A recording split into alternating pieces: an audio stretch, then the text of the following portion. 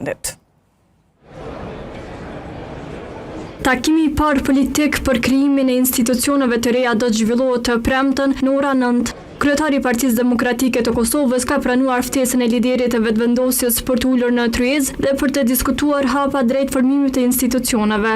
Hamza ka thënë para mediave pas takimit të kryesisë së PDK-s se kjo parti e ka me prioritet adresimin e sfidave të Kosovës sesa ndarjen e posteve. Sigurisht se unë do të sill në mënyrë të përgjithshme, mënyrë institucionale, nuk jam kundër që të ketë takime, mirë po para se me fol për pozitat e kumë thonë dhe e ri përsëris, është tepër e rëndësishme prioritetet. Vizioni për ardhmen, programi adresimi I sfidave të cilat I ka Kosovës. Mëtej Hamza tha se ftesa duhet të dërgohet në bazë të rregullave kushtetuese. Që secili prej neve do të sillë në mënyrë të përgjithshme e serioze.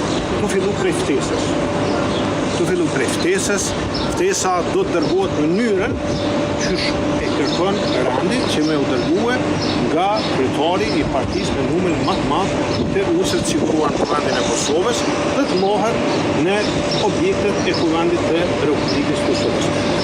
Më herë gjatë ditës kryeministri në detyrë një herësh, kryetari I Lëvizjes Vetëvendosje Albin Kurti ftoi në takim pos Hamzës edhe kryetarin e Lidhjes Demokratike të Kosovës, Lumir Avdigjiku dhe atë të Aleancës Ardian Gjini për të diskutuar për formimin e institucioneve pas zgjedhjes së 7 qershorit në ditën kur ka hyrë në fuqi afati kushtetues për konstituimin e kuvendit. Të njëjtën ka hyrë në fuqi afati kushtetues prej 30 ditësh për kuvendin dhe 60 ditor për presidentin. Lidhja Demokratike e Kosovës